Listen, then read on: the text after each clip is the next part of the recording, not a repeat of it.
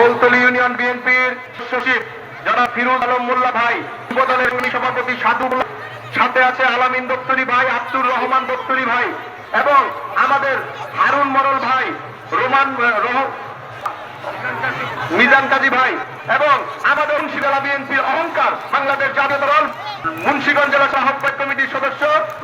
ওমর ভাই সহ স্বেচ্ছাসেবক দল, ছাত্র দল সকলের নাম আমরা আবার পর্যায়ক্রমে ঘোষণা করব। আপনারা মুখের যুবদল নেতা